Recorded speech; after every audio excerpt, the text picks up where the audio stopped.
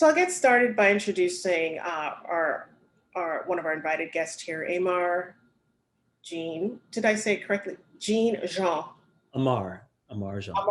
Aymar Jean Christian, who is an associate professor of communications at Northwestern University. His first book, Open TV, Innovation Beyond Hollywood and the Rise of Web Television on New York University Press, argues that the web brought innovation to television by opening development to independent producers.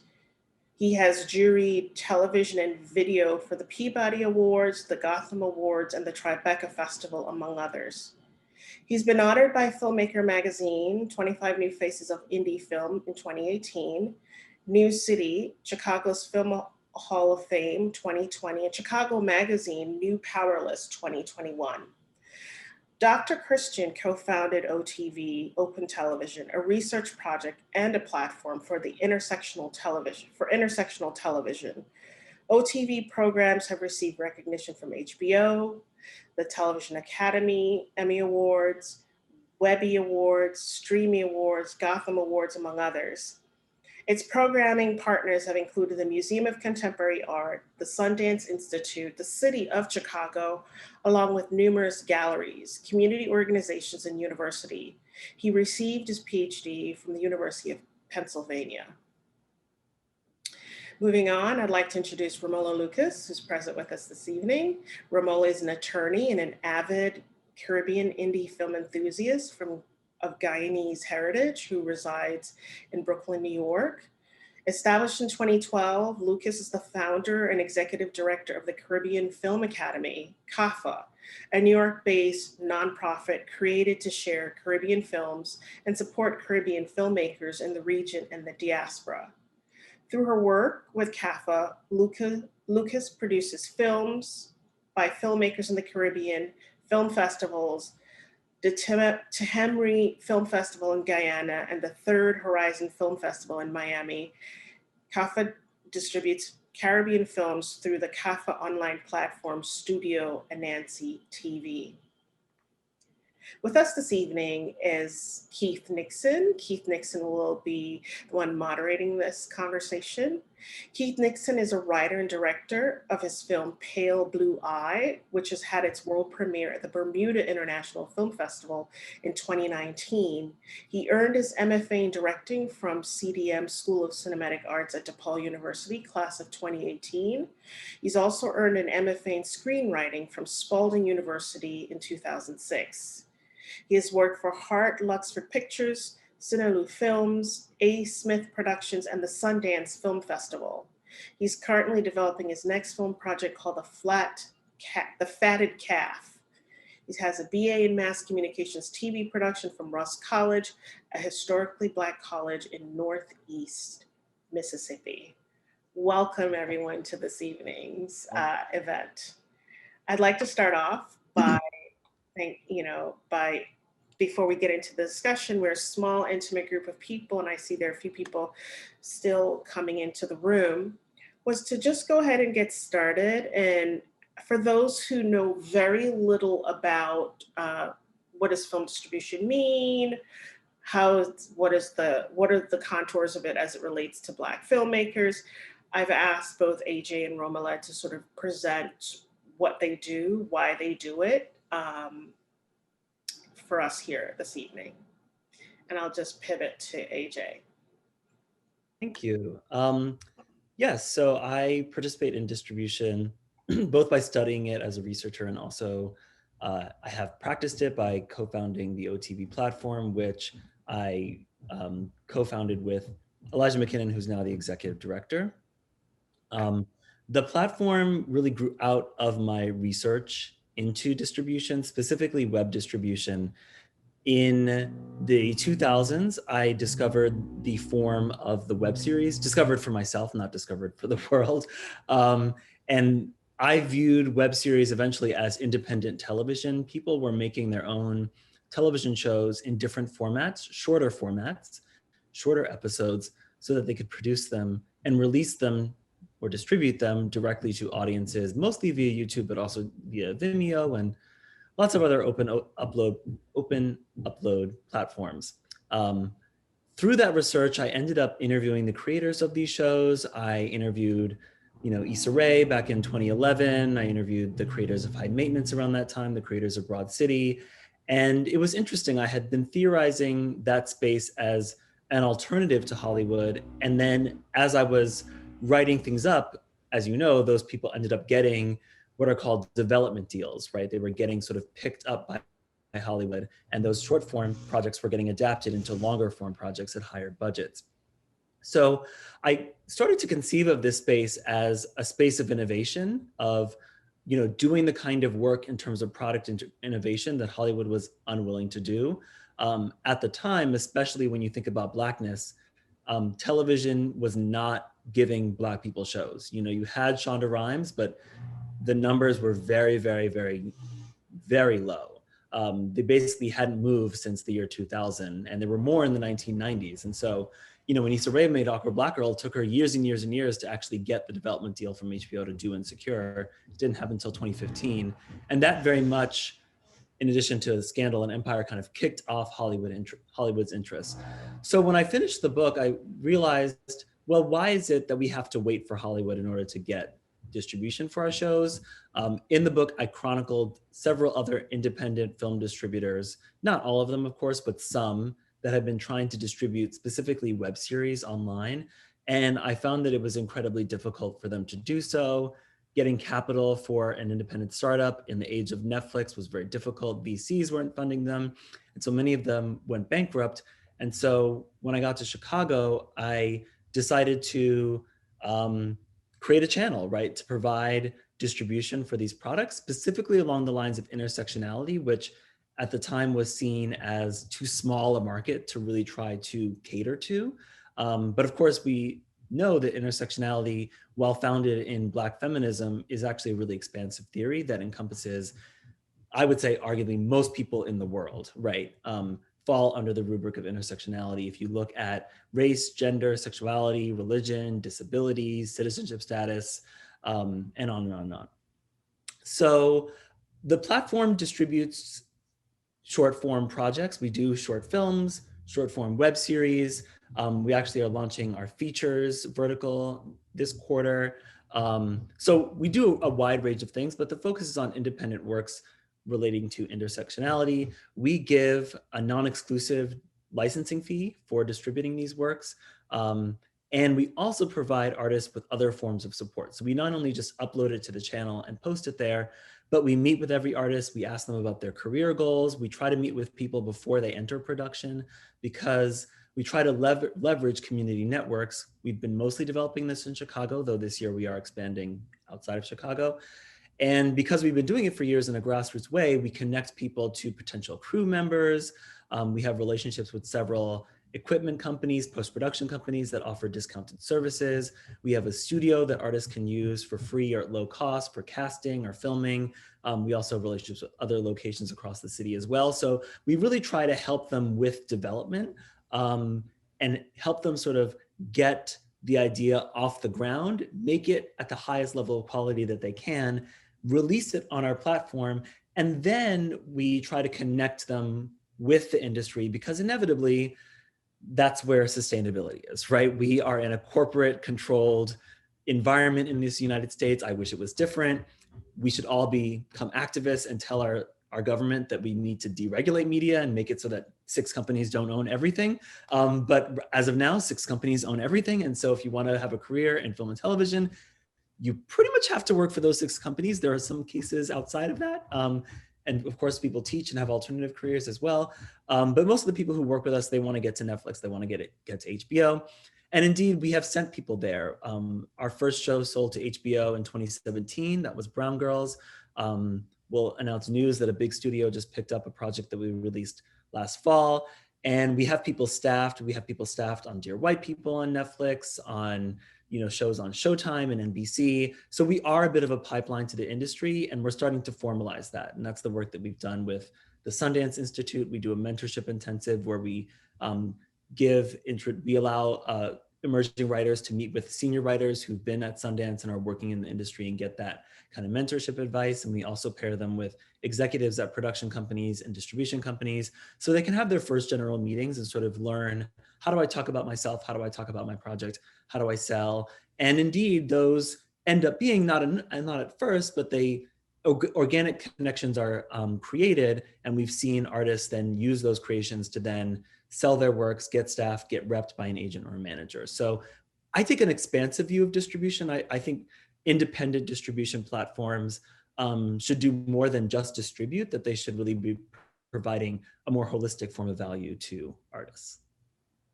Yeah, I think that was very, I know that Keith is going to ask you a bunch of questions, but my director just sent me a question right off the bat saying, ask AJ, how did he make those contacts to connect people to the industry, and how did he build his streaming site technically? Yeah, so first question, how do you make the connections to industry? It happened organically. Once Brown Girl sold to HBO, that was the kind of catalyst that happened early in 2017. But I think it was, the seeds of it were planted earlier. So Sam Bailey directed and produced that show. Fatima Oscar wrote it. Sam Bailey was the very first artist that we worked with. We released her show, You're So Talented. It was the first show we released. And it was just a beautifully filmed show about a Black woman trying to find herself in her 20s in Chicago. And I was so confident in the work. It was really one of the best first seasons of a web series I'd ever seen in my, at that time, I think 7 or 8 years researching web series. So I helped her kind of get into the festival circuit. I kind of referred her to the Tribeca Film Festival, to the Gotham Awards, and that kind of set up her profile. And she did a lot of work herself to like independently market herself and like build up her profile in the press. So by the time the Brown Girls trailer dropped, she was in meetings with reps very soon after that and pitching to networks within months of that. And then once it sold, what had actually happened was one of my former students at Northwestern, after he graduated, went to work for WME, which is the largest agency in television. CAA is the largest agency, but WME has a kind of unique foothold in television. And so he emailed me after Brown Girl Sold, and he was like, hey, professor, just so you know, people are talking about OTV out here. If you ever come out here, just let me know. I can get you some meetings. And I was like, yeah, right, you're 24 years old. What kind of meetings can you get me? And I went out to LA in the fall for the Emmys because Brown Girls was nominated. And I had 2 days. I had a Friday and I had a Monday because I was teaching at that time. And he's like, here's your schedule. And it was like HBO, Showtime, Stars, FX. It was like every network that would work with emerging creators, basically. And the ones that you want to work with, I think, as a person of color at that time. And so I met with them and I kind of was like, here's my thing. What was interesting is that they kind of told me eventually, like, we love what you're doing. We're going to follow the channel and follow the artist. But if you want to like really do something, you can't do it as a nonprofit. So that started in 2018, a 3-year process of developing a for-profit spinoff of OTV, which we actually formally announced just this past week, a couple of days ago. We have signed, well, not signed, we've onboarded Lily Wachowski as a partner in that studio, and she's going to help us sort of executive produce projects and sell things. And I can talk about that later. The second part of your question was the technological parts of building a platform. We launched on Vimeo, free, open. So I liked Vimeo because A, they don't censor videos, they don't take things down. And I wanted to be able to work with video artists who might have nudity or want to call their shows curse words. And indeed, you know, we released a short film from Zachary Drucker, who just released a show on HBO. It was called Southern for Pussy. And we released another show from Nick Kay, a non-binary Black artist, called The Bronx Cunt Tour, because Nick came from ball culture, and in ball culture, cunt is like a very specific form of femme performance, right? So those would have been maybe taken off YouTube, right? So I used Vimeo. We just uploaded to the site. It was nice to have the data, you know, and the spreadability. It helped me write about things in my research, which is the other part of all this, is that I did all of this so that I could write about it for my job and write a book about it and get tenure and stuff. But now we are on Vimeo OTT because, well, the open upload platforms are really difficult to circulate increasingly as Facebook and Twitter and all these other platforms get into the video business. They're kind of subtly shadow banning Vimeo videos and sometimes also YouTube videos when they're posted on those platforms. And also, once we got funded by nonprofits and we had full-time staff and benefits, those nonprofits want to see that you're generating revenue. So we now have apps that are more like Netflix, and we have like TV and mobile apps that you can subscribe to at $4 a month. And it's a great value. It's not only, especially if you're a Chicago-based creator, it's mostly Chicago-based creator, and you can like watch those things, look at the credits. If you like the cinematography, you're like, oh, okay, that's a dope cinematographer, or that's a dope editor. We try to have representation behind the camera. So a lot of those crew members are going to be Black people, they're going to be queer people, they're going to be trans people. And also we try to offer value to artists. So we have a suite of online film courses behind the app. We have courses in screenwriting, production, marketing, talking to investors. And I have a show about how to sell your show in Hollywood as well. So I think for $4 a month, it's a great value for indie creators. For sure. That's the end of my sales pitch. It sounds amazing. Sounds. I was thinking, oh, it's just distribution, but you're actually doing from the pre-production creative part of all the way down that timeline, that continuum till distribution. So that's wonderful. We don't produce them; we help people produce them. But yes, we want to be supportive across the whole process. Yeah. Yeah. I'm going to sort of have Ramola tell us, thank you, AJ, tell us what happens at CAFA and everything about how you do it, why you started this, how did this come about, and where is your organization today? Right. All right, so we started out in Brooklyn. I had watched my last Hollywood film at the time. So it was back in 2012. I decided I wasn't looking at any more Hollywood films. They're too predictable. Yes, they can come up with a storyline that pulls at your heartstrings, but ultimately you kind of knew what the progression of the story would be. And I was in a space where I wanted, I'm from Guyana. I'm still very much tied to my Caribbean identity. And I wanted to see films in the movie theaters with people like me speaking with my accents and hearing and seeing or experiencing stories that are our stories told by our filmmakers. That's what I wanted. So then I went out and started. I had a friend who had a similar perspective. And so then we started CAFA as a meetup group. And then we went and looked for films, and we found that there was a distribution company for Caribbean films in Canada called Caribbean Tales. So we contacted them and we rented a film from them, and then we had our meetup and we screened the film, and a bunch of people came, like 100 people. Mind you, this happened in a storefront in Brooklyn on Fulton Street. There's a store, there used to be a store there called Nicholas. It's gone now because that entire area has been gentrified. But there was a store that sold all kinds of Black products.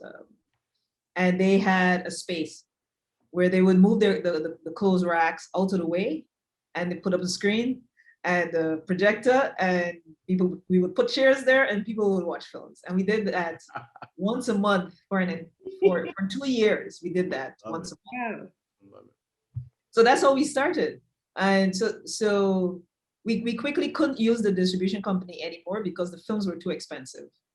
And we weren't making a lot of money at these screenings because this was something new. Like, Caribbean people generally don't look at Caribbean films, right? They want entertainment. And one of the things I would say about what I have learned and experienced from Caribbean filmmakers is that their stories are real, like about real life. Even whether it's a narrative or a documentary, it's about real life. And this is the question I get from people, are the movies entertaining? Because when I look at a movie, I want to escape. I don't want to be reminded of what my reality is. Mm-hmm. The audience members say that. But filmmakers, they want to talk about their experiences. And so for a lot of people, who attended the screenings, we had audiences, but not huge audiences to support paying $350 to screen a film one time. So in any event, that meant we had to get films from somewhere else. So more research, and then we found the Trinidad and Tobago Film Festival, which at that point had been in existence for 6-7 years, and had all of the films that they ever showed at the festival up on the website somewhere. So I started to just go through their film lists and pull out the films that were of interest to me and contact the filmmakers and say, listen, we have this screening series in Brooklyn, you know, can we show your film? And they all said yes. And then, but after doing that for a while, you know, the question became like, what are you doing with these films, with your film, outside of having it screened at Trinidad and Tobago, and now we screened it, so now what? And a lot of them expressed an interest in having the film online. So then I learned how to build websites, and I built a website to put films online. And that's how we started. It was just like that. And so we started doing that in 2014. And so now we're in 2021. And we've slowly but surely, we had this thing where we would release 2 films every month. And we've slowly but surely built up now a website where we have tons of films for people to look at from all over the Caribbean. And we're at a point now where we have to decide what direction we're going to go with this, because we've been building all this time, and now there are other players in the field, right? So there's still Caribbean Tales in Canada, but there are now some other distribution companies specific to Caribbean films that have come up. And so we are at this point where we have to make a decision about what we're going to do with this platform. Considering that in this time, we merged with, or we got together, we just merged officially, but we got together with a group in Miami called the Third Horizon Media. And they are filmmakers, Caribbean filmmakers. And they were making films, but they also wanted to have a festival. And just how social media works. So one of the members of that group found me on Facebook, sent me a friend request. And then in conversation, we realized that we were both going to be at the Trinidad and Tobago Film Festival that year. And so we met and became friends, hit it off. And it turned out that they had applied to a foundation in Miami for a grant to run a film festival. And after we got back from Trinidad and Tobago, they learned that they got that grant. And so they hit us up and said, well, we're filmmakers. We don't know anything about putting on a film festival. So can you work with us? And so that's how we got together. And we started Third Horizon Film Festival. In the meantime, in Brooklyn, we had gone from screening in that little variety store, essentially, to screening at the Brooklyn Academy of Music. So we developed a screening series, a quarterly screening series that we held there, which was, you know, I'm saying was because the 2020 kind of put a kibosh into that. So we're trying to see if that's something that we can get started again. But it was hugely successful.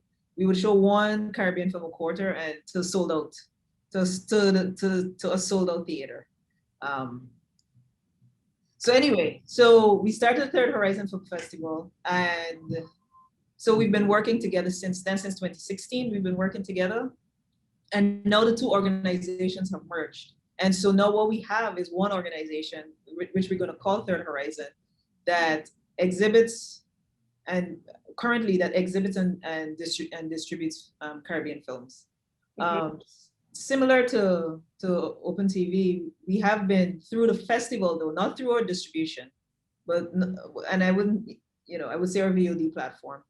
Through our festival, we've been able to connect Caribbean filmmakers with the industry, and a few of them have gotten development deals from like Warner Brothers and Time, Warner 150 and stuff like that, to do further work, because these people attend the festival, and in attending the festival, they're getting to see who the emerging filmmakers are from the Caribbean, and the work that they like, and so they've been you know, we've been able to make some connections that way. But you're right, so now we have this big organization, and now we're going to get into production as well, and work with Caribbean filmmakers to help them tell their stories, help them get the money to tell their stories, and help to produce those films. And so now the organization is exhibiting, producing, and distributing films, and that is a bit much. As you can tell, we're like in a period of transition. It's a bit much. And so again, we have the Studio Nancy platform, and we're going to keep it, but but we're at this point where we have to decide whether or not we're going to try to do more with it, or just have it be a place where people can watch films whenever they want, without doing more, because our work with filmmakers comes mostly through the festival and now through production. Okay.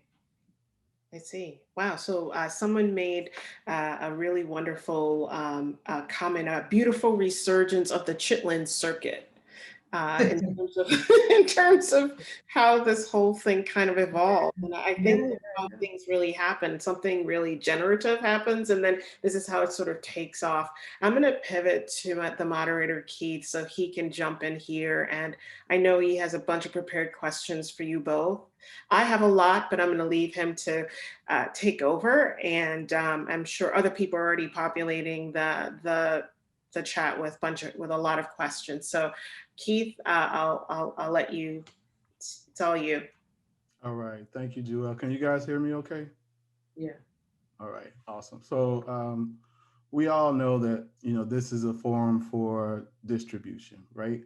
And we've heard both sides of the story. So I just want to talk a little bit about motivation. And what was your core motivation for getting on TV? Oh, I'm sorry, not on TV, Open TV. I think I just dated myself. But Open TV, what was your personal motivation for that? And I'd like to also pivot that same question to Ramola when you are done, AJ. Thank you. I had lots of motivations. I think for me, the primary motivation was supporting artists. It was somewhat frustrating to, as a researcher, be interviewing people year after year after year, and you interview 100 people, you hear a lot of the same thing, right? But you also learn things. And I would interview someone in like 2009, and they'd be like, okay, well, I did this in production, but then I realized I made this mistake. And you interview someone in 2012, and they made the same mistake, right? And you're like, have you not done your research and studied what came before you? And obviously, creators often don't have time. It's hard, you're working, you're trying to make, et cetera. So I felt like that's what television distribution networks do, right? They have that knowledge of like, this is the right way to make a show, right? These are the best practices. And that's why production value is largely consistent across projects. So, I don't want to, I'm not interested in consistent production value, but I am interested in helping artists realize their vision in the best way possible for them, right? And also leveraging community resources and connecting people, right? So I had a really strong local focus, kind of similar to what Romola was saying. It started very local. We did screenings for everything before we posted online. We gathered in sort of small galleries, community spaces. We had conversations around the work, right? And eventually, A, the audiences grew, of course, but B, creators would come with their crews, they would come with actors, et cetera. And I was noticing that like, I didn't have to do as much work helping artists get their work done because they were just meeting everyone they needed to meet at the screenings, right? Mm-hmm. And I was frustrated that it seemed like the earlier wave of like the late 2000s independent distribution channels, they were trying to sort of be global just because on the internet you can theoretically reach everybody. And I was like, well, can we think about the power of the local on global distribution, right? And what value does that have? And I think the value is to the artist, right? It's to the people who are making, who get to connect with the people that they need to make it. I was also motivated by research, and I started with a research question, which is how does intersectional television develop? Because if development primarily happens through distribution in Hollywood, right? Especially when it comes to television, it's different in film, but in television, The money is with the networks because they have the connections to the advertisers, the subscribers, right? So Netflix orders a show, right? We get excited when HBO orders the show. That means that they have heard a pitch from a writer, they've read scripts, they've given notes, and they're like, okay, this deserves to be a series. But distribution is not connected to identity in any meaningful way in Hollywood. If it is, it's segmenting identity, right? So we have BET specifically for Black people. For a moment, we had Logo specifically for queer people. We have women's networks, right? With women's entertainment and all these things. But what scholarship tells us and what ends up happening is that that focus on one identity ends up marginalizing identities within that identity, right? So how is it that BET has been around since like the 1980s at least, but like only in the last 2 years have they had queer shows, right? When I started OTV, there were no queer shows on BET. And there were very few Black shows on women's networks, and there were very few shows for queer women and trans people on Logo, right? So I was like, what is the relationship between the complexities and the intersections of those identities and distribution? What are the best practices to do that in an ethical way and also build audiences for content that crosses identity lines, but doesn't try to dilute those identities, right? Where you can actually speak your truth as a Black woman, as a Black queer person, as a disabled trans person, right? Without having to sort of dilute it because the network's audience is presumed to be bigger. So I had intellectual reasons, I had sort of community-based reasons, and I had reasons to kind of desires to service artists as well. Thank you, AJ. And Ramola, what about you? What were your personal motivations? You know, I said it, I wanted to see Caribbean films. And then once we started screening them, it became like, whatever activities we engaged in after that all centered around what was going on. So we were screening films and talking to filmmakers. And so we started a blog. I started a blog, and I would interview filmmakers and then post, you know, post their interviews on the blog. So in talking to them, we started to develop relationships, and in developing relationships, you know, that's more conversation. And many of them said that, you know, it would be great to have a place online where these films can be seen. And so that's why I did it. It was that simple. And it still is. I think it's good when your motivation is simple, because it keeps you grounded, it keeps you focused, and it keeps you clear. So talking about vision and images, why is it so important? Like, why do we need a space for Black filmmakers? Why can't we just go to WGN or a ABC or a CBS and say, hey, here's my film, put it on your network or put it into your to rotation for, you know, on Netflix? Why is it so difficult for people with our complexions to find homes for our films? Neither one of you can attack that question. There's so many reasons. You know, I think it's great to be on Netflix. You know, you get money, and you theoretically have the world as your audience. But you know, folks who come from identities and have especially a smaller, more intimate works on Netflix, or come from historically marginalized communities, are finding that like you can get lost on these bigger platforms. They can like not necessarily market your work as much as they market the sort of bigger budget work that's supposed to be kind of global on their platforms. That's, you know, that's changing here and there. Like Netflix definitely does the work to promote, you know, like Lupin was a really big show for them, a French show about a Black man, even though I think it was created by a white person. So, you know, it's getting better, especially in this time frame, but historically speaking, these moments where these networks care about us go away. Like I said, there was more Black TV in the 90s than there was in the 2000s. There's not a clear historical trajectory towards like, it's always getting better. It's like there's moments where they need us because, especially in these moments of technological change, where there's new platforms for distribution, we become served because we're so underserved, we'll flock to the channels to watch our shows, right? And then when they got their audience and we're paying, then they're like, okay, now we can just move on to other things, right? So I think there's this issue of sustainability. There's an issue of the quality of marketing. I think the other thing is that these companies don't have executives that are representative of us. So oftentimes your scripts are being reviewed by people who don't share your experience, and they're giving you notes on your script so that your story is relevant to people who don't share your identity. And they don't care if people who share your identity see that story as sincere or authentic, right? So this happens all the time. I mean, yes, there's great shows like Insecure that speak to Black people, but for every Insecure, there's some Black produced TV show that only lasts for a season or two because it's been watered down and diluted by white executives who are like, no, this is too Black, or nobody's gonna get this, or I don't understand this, right? When you work with our networks, you know, we get you, right? Or at the very least, we're not going to stand in your way, right? I don't give notes on any of the scripts, especially around identity. I'm like, how do you want to tell this story? Let me help you tell it how you want to tell it. And there's pluses and minuses to that, right? There's benefits to getting notes and feedback on your script, and we're working on creating opportunities for writers to get feedback from other writers who they want to get feedback as opposed to us. We're only a small team of 4 people. So we're not going to be able to understand all of the experiences that are there. But I'm sure that for you, Romola, you know, since you're focused on Caribbean identity, there's ways in which you sort of maybe have a closer connection to at least some of the stories that are on your platform.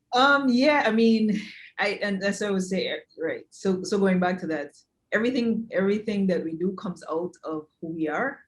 And so our Caribbean identity is really strong, and we purposely have decided. We started off just as a supporter of Caribbean films, and we decided to remain that way, even though, you know, other people come along and they're like, so why don't you show Nollywood or you know, Bollywood, because you know the Caribbean has a very large there's a very large Indo-Caribbean presence, and so we could be doing other things and supporting other communities, but we kind of just are keeping it simple. This is who we are. We're from the English-speaking Caribbean, so that's mostly who we represent. But we do work with filmmakers from Spanish, French, and Dutch-speaking Caribbean countries, all of them. But really, the community of Caribbean filmmakers. If we look at Black filmmakers, and we look at if you look at Black filmmakers in the diaspora, wherever they are, Caribbean filmmakers are an even smaller segment of that population. Okay. And in a lot of cases, especially for Caribbean filmmakers who live in the diaspora, they don't identify as Caribbean. They are African American, or where, you know, their identity is not necessarily, they don't necessarily come, you don't know that the first time you speak to them, or it's not something that they lead with. So that makes the segment of identifiable Caribbean filmmakers even smaller.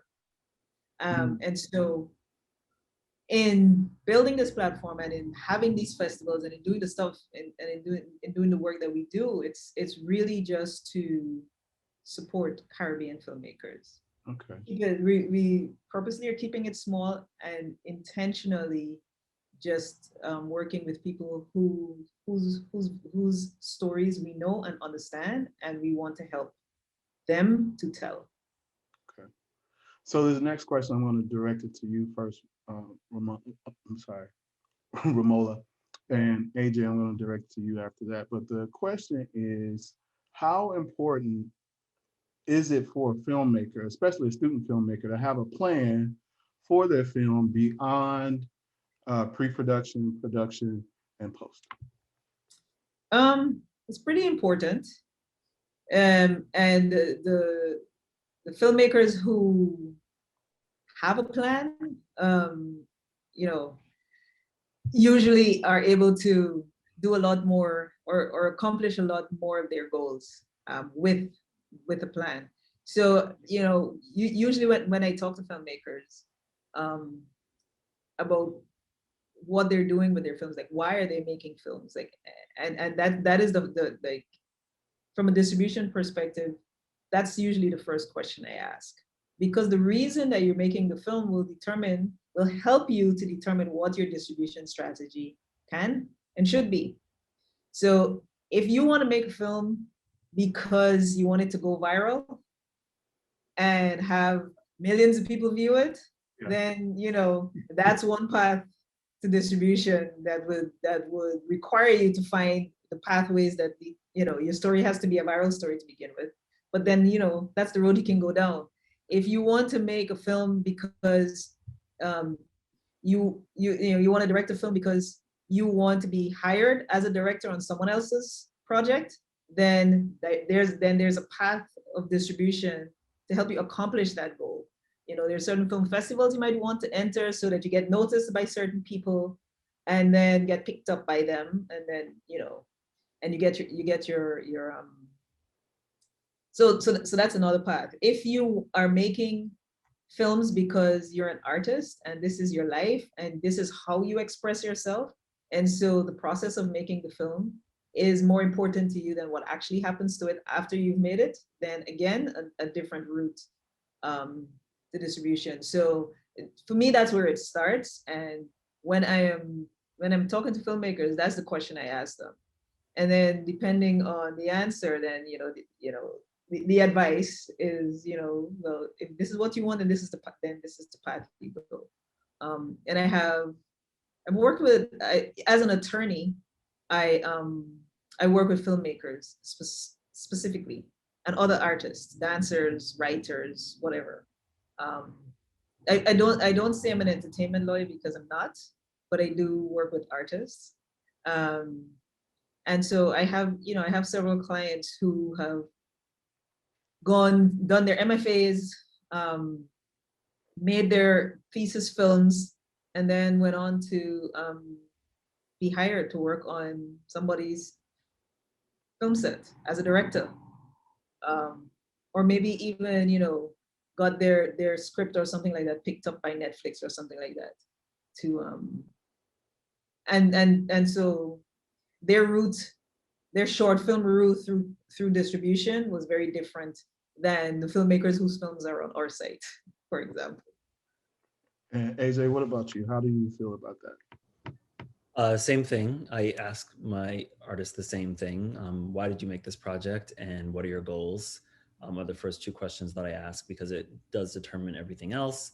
I would say, just to sort of add on to some of that stuff, we work with a lot of people who want to be in television, and television is more of a writer's medium in the United States versus film being more of a director's medium. In television, directors are more for hire, and they execute the vision of the director who directed the pilot, versus in film, as a director, you'll have more control, and the writer has often less control, and the studio or investors might bring in other writers to make the script what it needs to be for production. So I think those are two different routes, right? And it goes to like what festivals you go to. There's TV festivals, there's film festivals.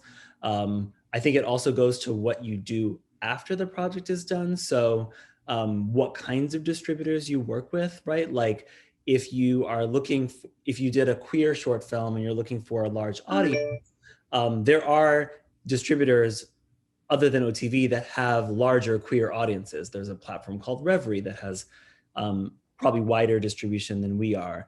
So you might go for Reverie over OTV. Or if you are interested in those artist development services that we offer, do your research. We are not the only platform that offers artist development services. If you do documentaries, Sisterhood Media offers artist development services, just to name one.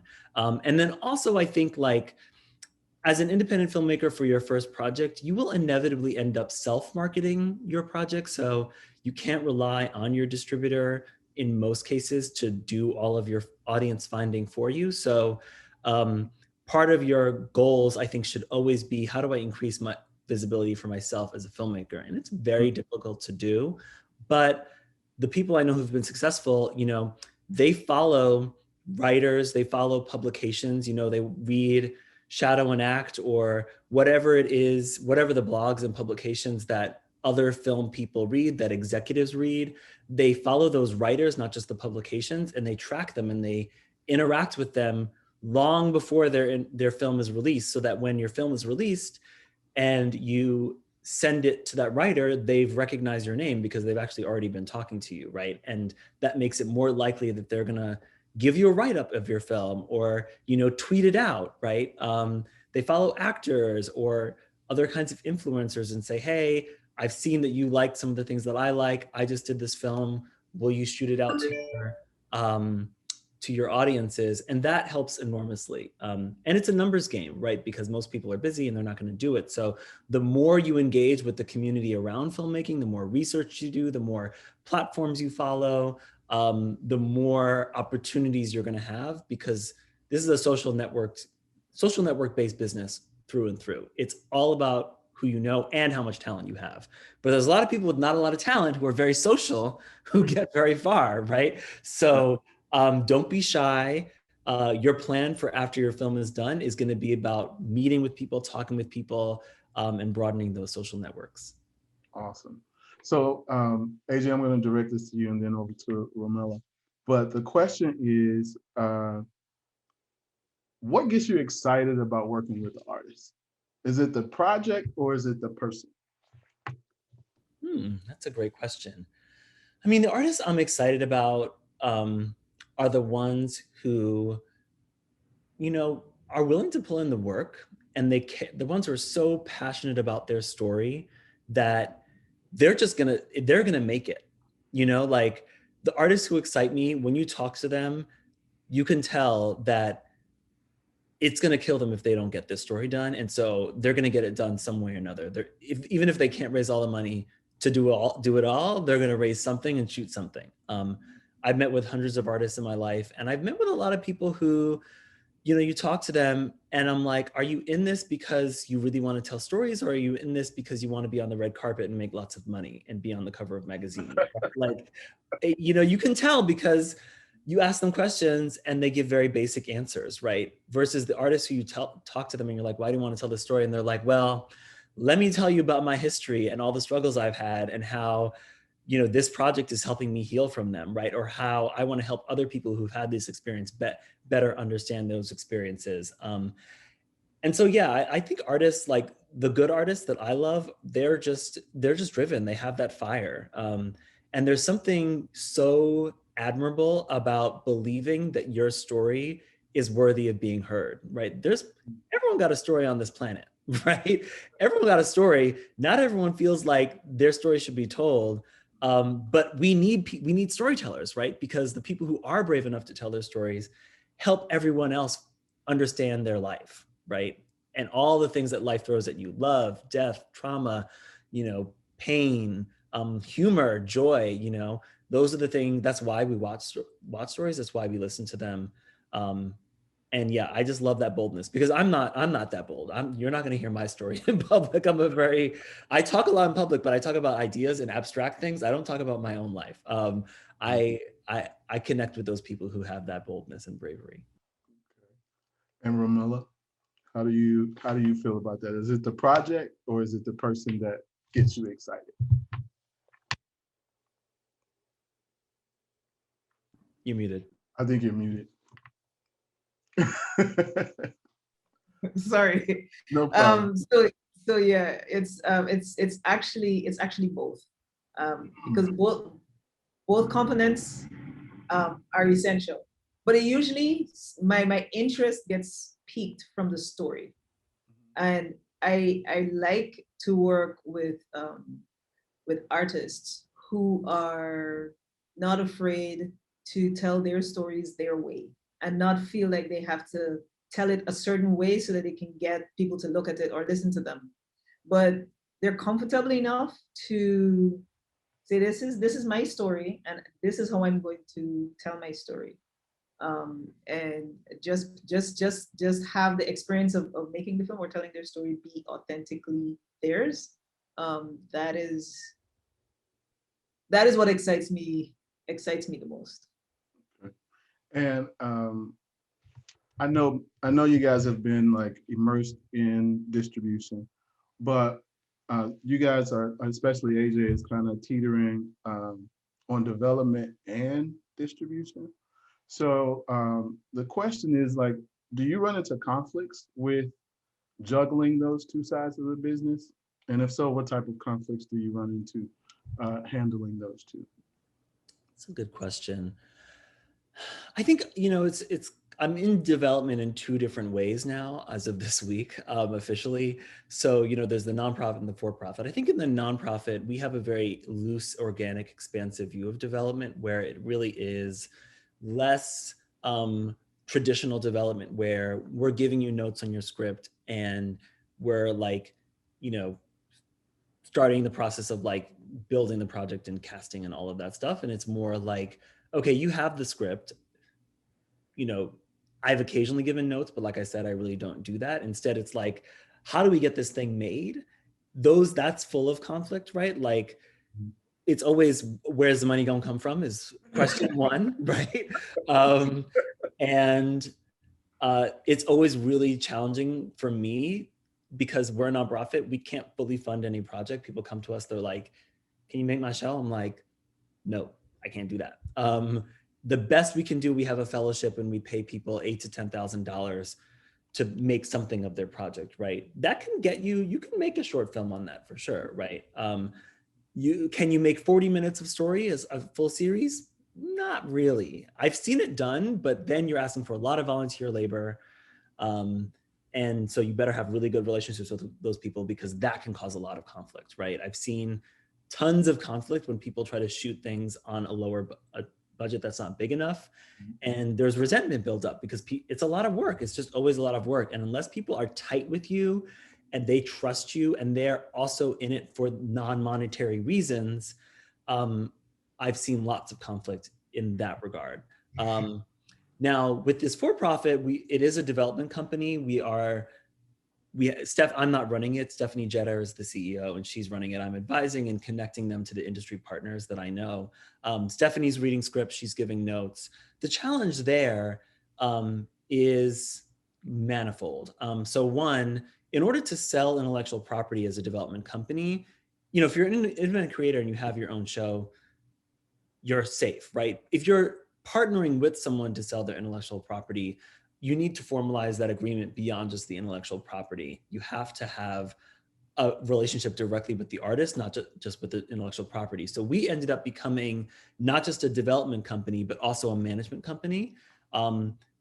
We are starting slow and trying to be equitable. So our agreements are also non-exclusive on management, but we manage artists. And so not only are we giving notes on scripts, we're also introducing them to executive producers for general meetings. We're trying to get them meetings with networks for general meetings or pitch meetings. And we're giving them sort of broader career advice, right? So we're engaging with their entire portfolio and asking them, okay, well, where do you want to go in your career? Okay, you say you want to be a horror film director, but you have a romantic comedy TV show, you know, and a short film that's like, you know, sci-fi on your script. Can you add horror into the sci-fi? Can you take out the romantic comedy and do something else? You know, so that's a little bit more work. And then also Hollywood is just so ravenous in terms of intellectual property. Like, you know, in the 1980s and early 1990s and the 70s, the federal government regulated how television networks worked with creators, and they couldn't own your IP if they were distributing your work on prime time. And those rules fell away in the 1990s. And so now when you see a Netflix show, it's almost certainly not just Netflix distributed, but Netflix owned.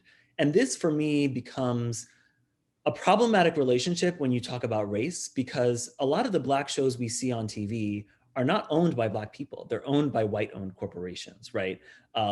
Which means that the profit and the value of that never makes it back to our communities. So the puzzle we're trying to deal with now and the challenge we're having is we want to make sure that the sales of these shows not only benefits, certainly not only just the OTV studio company, and certainly not just whoever we sell it to, but also that money can make it back into the community and support the development of work by other emerging artists, which means we have to own some of that intellectual property. And that's going to be a very difficult conversation with these larger companies who want to own everything all outright. There's a weird kind of neo-colonial dynamic going on, right? Where like, we're selling our intellectual property. We cannot own property, right, as creators. And that's something that I think everyone should just be mindful of when they enter this industry and you're talking to development operations of bigger companies.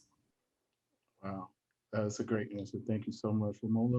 What are your thoughts on the conflicts on your side of the business?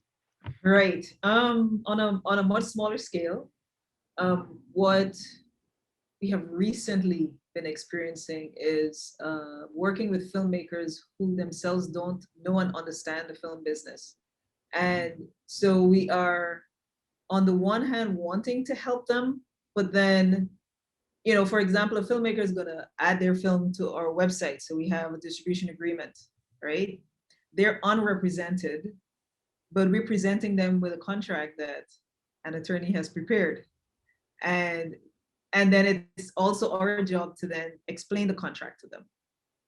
And sometimes they get it and sometimes they don't. And then when they don't, that can become a problem for us, because they're going to come back to us and say, well, you told me this and you told me that, because they couldn't afford themselves to get their own independent legal counsel. So that is definitely a conflict that I see that we're experiencing, and that we're probably going to be dealing with for a while, until the filmmakers that we work with have more resources, and become better educated on the business aspects of making films. Okay. And the next question that I have, I think we're getting close to our end time, but I want to ask both of you guys. This question has more to do with longevity. So, Ramola, what do you see your platform being in the next 5 to 10 years? Where is it going to be? Where's COP going to be? You know, in terms of distribution, so because we have several platforms, you know, the organization, but Studio Nancy, I mean, if we are still a place where filmmakers can bring their films and have them be seen, that would be good. I mean, I don't think we're particularly ambitious with our distribution, in the sense that we don't want to become the Netflix of the Caribbean or anything like that. We just, and also because the type of content that is required for that, like web series and you know, short form content that changes, you know, very quickly, we're not really interested in that type of content. We're interested in films, and once you make a film, that's it, right? Unless it's a feature film and you have a lot of money associated with it, you just basically make the film and then it sits on a website somewhere and people watch it. So there isn't, unless you have some kind of social impact strategy associated with it, there usually isn't any generative activity with a film. And I think that feels like something that is manageable for us with the resources that we have. We have a film festival platform. So like I mentioned, we have the film festival in Miami. We have a film festival in New York that we do at BAM as well. And we also do it in LA at USC. And so with that, with the film festivals, and then we do a film festival in Guyana. And so we're also starting to do film festivals in the individual Caribbean countries. And have you taken any films that are not Caribbean-based films? Like for yes. the audience, like, is that your only focus, or do you take films? That is 99% of our focus. We show films from other filmmakers, specifically if there's, so like we showed a Brazilian film once at the festival because it was about Carnival in Brazil. And that story could be a story that happened in any Caribbean country. So the sensibility of the film was Caribbean, and so we showed it, even though it was a Brazilian film. Yeah. Similarly, we showed a film named Sexy Durga, which was made in India. It was banned in India because Durga is the name of a Hindu goddess, and to put sexy in front of it is essentially blasphemy. But we showed that movie because there's a large Indo-Caribbean population in the diaspora in the Caribbean, right? And so we consider films like that come from, like if they can fit into a heritage section of our festival, we would show those films. But outside of that, so they're very specific. But outside of that, we're pretty just Caribbean. So we have the festivals, and then like I said, we started this project a few years ago and we called it the Caribbean Film Project. It's changing, but it's essentially a project where we it was a script competition, and then we paired them with the winners with script advisors and a directing coach. And then we raised the money to make the films. And so we helped to raise the money to make the films. And so that arm of what we're doing is what we're looking to develop more, because we do think that based on our internal experiences with filmmaking, so the films that we have made or have been associated with have done very well in the system. And I'm pretty much like AJ mentioned earlier that we should all be activists and Yes. advocate for something different. I'm pretty much one of those people. I'm outside of that. I don't buy into the Hollywood stuff. I hate it, actually. And so creating alternative pathways and means by which filmmakers can do what they want to do is where it is for me. So and that's going to be our focus with production. So hopefully in another 5 years, there'll be a larger presence for Caribbean films and Caribbean filmmakers around the world, not specifically in the US, because we have the world, for us coming from outside of the US is a place, but, for example, the continent has a much bigger market for our content than the United States does.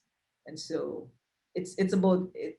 For us, it would be having raised the profile of Caribbean filmmakers so that their work is being seen on the continent, for example, or in India or wherever else. Wherever else needs to go. That's Yeah. awesome. AJ, what about you? 5 to 10 years, where is OTV going to be?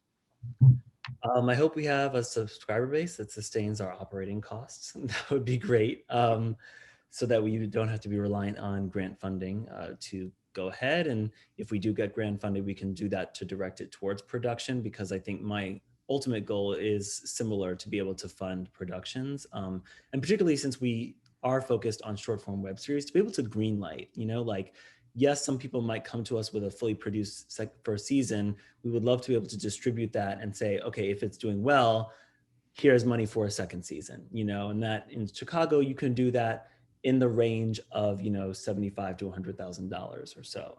To be able to do that a couple times a year so that the successful shows, we can continue to serve our fans, that would be amazing.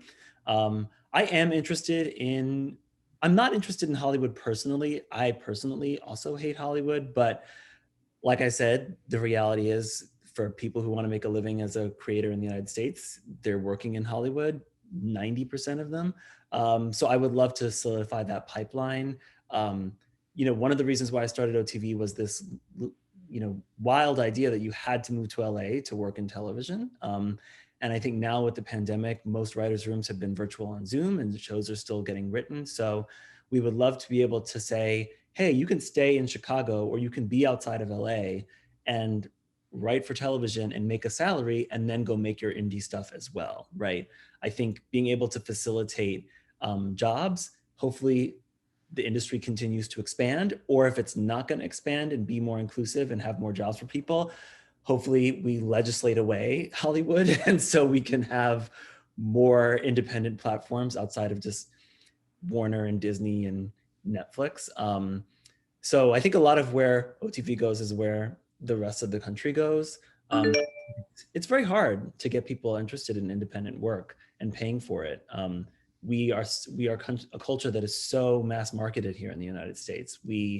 I view it's akin to fast food, right? We sort of let McDonald's dominate the market, and then we wonder why nobody eats slow, locally sourced food, right? That's actually healthier for them.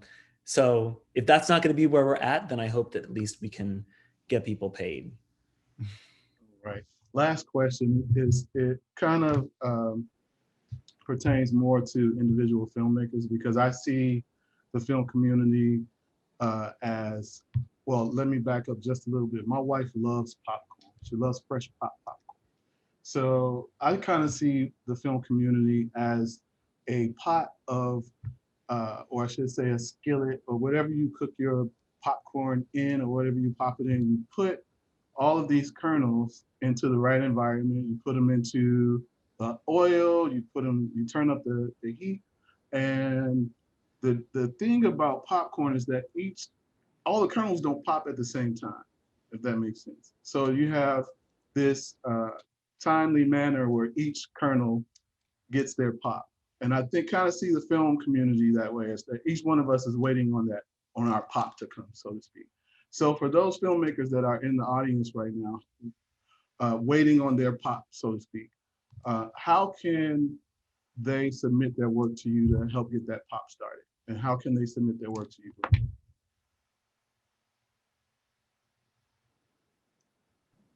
I guess I can go. So I think now we actually just launched this. If you go to our website, weareo.tv, that's weareo.tv. On that, you'll see a button that says pitch at the bottom, or you can go to weareo.tv/pitch, and we have a form where you can submit your work, and there's a FAQ for questions. Back when we were starting out and there weren't like artists hitting us up all the time, I would just meet with every artist and I would just give out my email. I'm not doing that anymore because I still have a full-time job and I have to like teach, and I have like 100 students that are also trying to meet with me all the time. So if you pitch, I do believe if we're interested in distributing it, you'll have a meeting and we'll sort of talk through your career. I also think on that page, there are links to our fellows program, which unfortunately the deadline closed for that March 1st, but also our study hall program, which is a great way to sort of get some additional education. And then it becomes like a community thing where you're in this Zoom with all these other local Chicago people hanging out. So follow the community, follow us on social media, because yeah, it's a community. So get involved. Yeah. Thank you, AJ. Romola, I think you're muted. I keep doing this because I keep getting notifications and they're loud. So how can someone in the viewing community work with you if they had a film to submit or a project to develop? Yeah, well, I mean, it's kind of hard. I just, honestly. So we work with filmmakers whose films are for distribution, whose films are already done. And so the easiest way to get on our radar is to send us an email. Like, we're in social media as well. So a direct message in Instagram or Facebook or something like that, or a visit to the website and an email, through the website would be a way to reach us. And really, I mean, for getting a film onto the platform, that's really all that's necessary. Like, if you're a Caribbean filmmaker and you have a film, we don't know about you. We kind of know who all the filmmakers are and what the work is, because we attend the festivals in person, so we meet filmmakers all the time, and that's another way. So like, if you're a Caribbean filmmaker and you attend, it's hard because you have to fly between islands. Yeah. But if you're able to attend a festival, we're usually at Trinidad and Tobago Film Festival, the film festival in the Bahamas. Those are Caribbean. And then we have festivals ourselves, so submitting the films to the festivals, and that's actually the easiest way to get on our radar, is to submit to the festival. And whether or not your film is accepted, we know that you exist because now you've submitted and we've seen your film. And so even if we don't take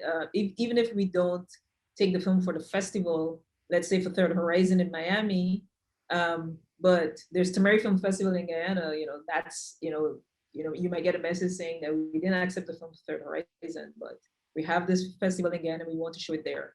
Would you be interested? So, and then from there, relationships develop. So that's what I would say. Awesome. Thank you guys so much for your answers and your time. And Juelle, I'm gonna toss it to you.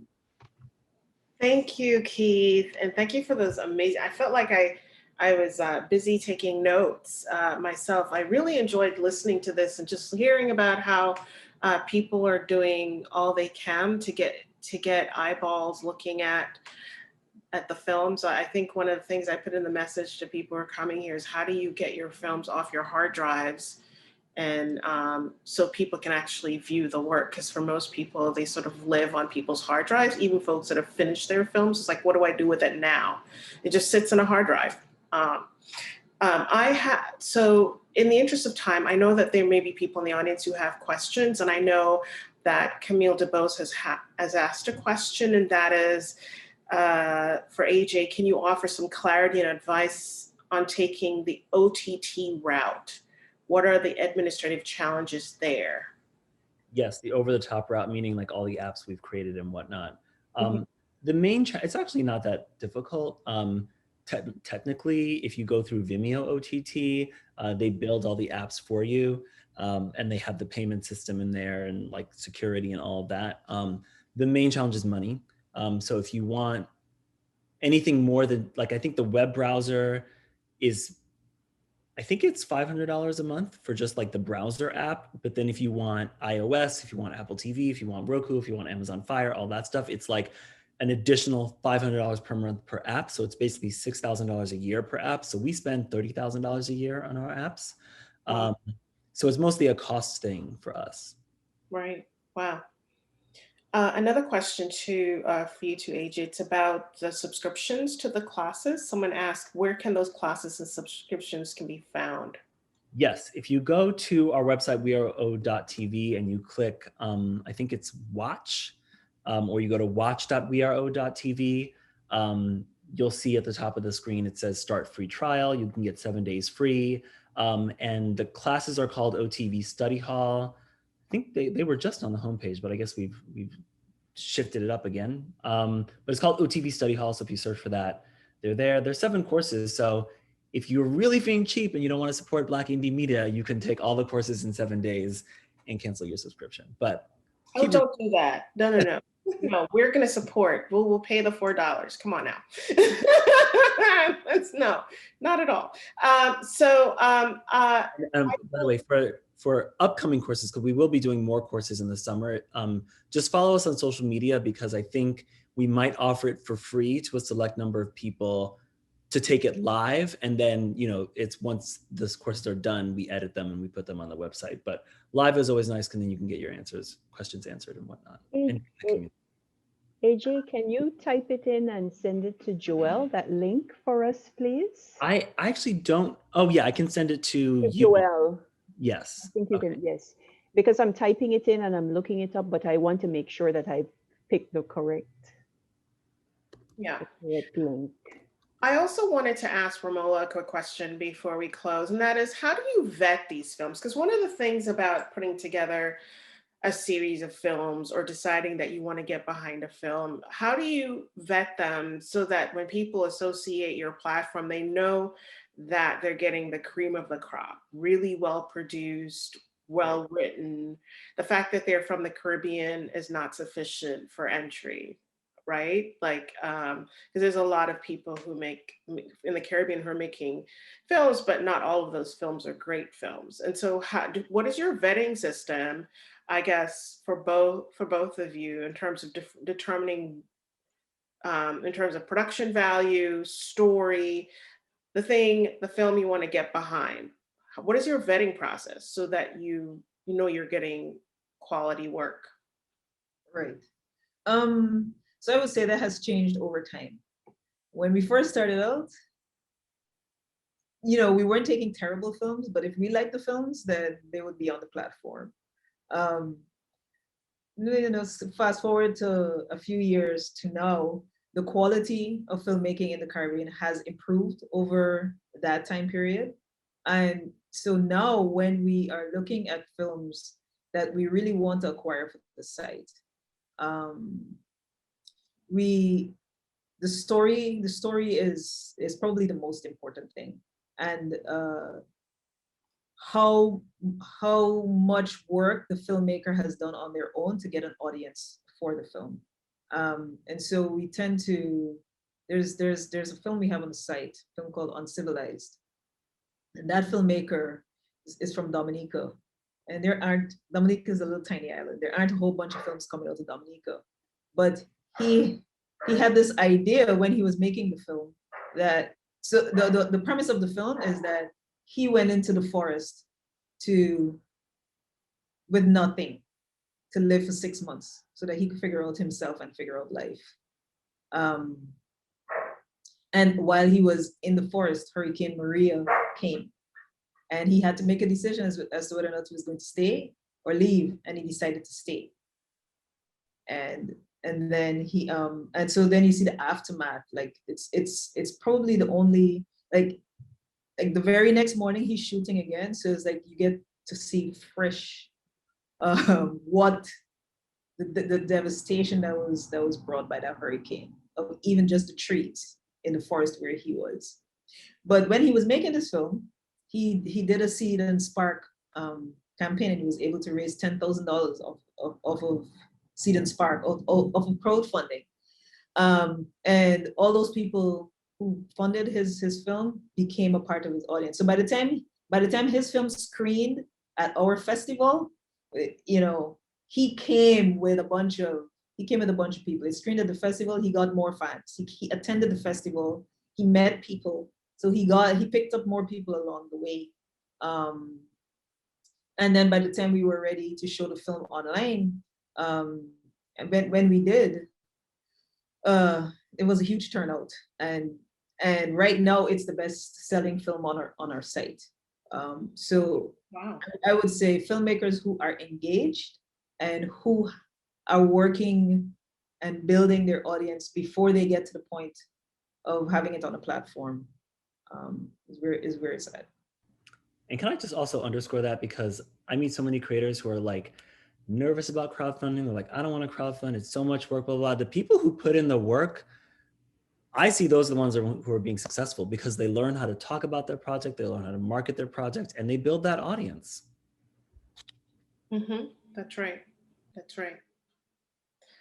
Well, listen, this has been a wonderful, I really enjoyed the back and forth and the questions and so forth, and it's given a lot of food for thought. And it was such a great way to close out this film festival, which in many ways sort of started out in the spirit of the storefront experience that you referenced, Romola. And that sort of storefront experience in a small cultural center inside a university. And I feel it's important for particularly Black emerging filmmakers and just filmmakers in general to know. I think a lot of time, you know, they're thinking about the artistry of the work and how to tell the story, and not too much about what happens when the story is finished. And I'm so glad this is almost like this event was a lot of rude awakening for folks who's like, oh, what do I do with my film now? And we hope to have this up on our YouTube channel, and we'll be sharing it widely for those who weren't able to be here this evening. And so I thank you again for coming. I thank you, Keith, for those wonderful questions that you asked. And I'm going to bring my director, Julie Moody-Freeman, back out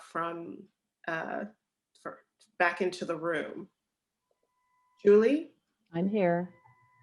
I'm glad that my camera is off, because the entire time I was like this.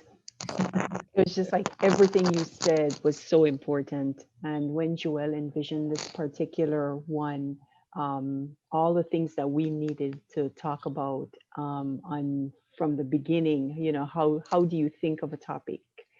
How do you think of an audience? What is your motivation up to the point of distributing it? I think that all that was in Juelle's head, and she wanted to make sure that this, you know, was broadcast to filmmakers. I am like so proud of you all that you could come up with these ideas, and particular as an academic and having been tenure track and thinking, AJ, about what you're building, and then also trying to build that career is absolutely amazing. And same thing for you, Ramola.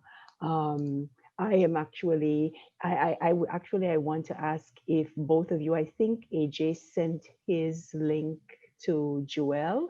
Ramola, could you also send your link to Juelle? And before we go, we drop it in the chat for Sure. everybody, because Yes, Thank you. I really want to keep up with you all and what you're doing, because of course I teach a course on Afro-Caribbean and Afro-Latin America, and I'm always looking for films. And so, you know, Juelle, I'm thankful for you for bringing them together, because this is a way of finding out like areas that I never knew about, and that I'm sure some of us in the audience didn't know, and people who are going to look at this in the future. So Keith, you're a wonderful, wonderful moderator. Just amazing, thoughtful questions. And so I thank all of you for what you have done. Okay, I'm going to stop now, but I just wanted you to know that I was absolutely excited over this. Thank you. Yeah. And I just want to say one more thing, AJ. It's good to know that you're from the Caribbean. You know, hopefully we can get together offline and maybe talk about some stuff. I like what you're doing. Same. I'm about to buy Yes, some this films. is what this festival is about, because we had all these filmmakers that were part of this festival who have now become fast friends. They're going to collaborate and do things together. Right. I think in instances like this is where you bring all the genius in the room, and you're like, why don't I know you? Like, why you live in my same city, and how can I, you know, you're in the same city, you're doing the same work. Why? And I feel like we become sort of like individual atoms working in our own corner. And it's spaces like this, small and intimate, where where it becomes a catalyst for other things happening. So again, I want to thank everyone for coming, and I hope you know, you all get to connect in some form or fashion. And I'm excited about the next iteration of this festival next year. And I will be definitely signing up for my subscription for both Anansi TV and OTV, because this costs money, and this, you know, this is where we put our mouth, right? Or Money, yeah. Yes. Like, you know, the Money, conviction happens when you take out the credit card and go, I can do $4. And if it means I can get all this extra content I would not normally see, I'm excited. Yes. You know? Because I'm scrolling through Netflix trying to find something. It's like, what? Where's the stuff? So thank you, everyone, and have a good night. Thank you. Thank you. Bye, everyone. Bye. Good night. Good Good night. night.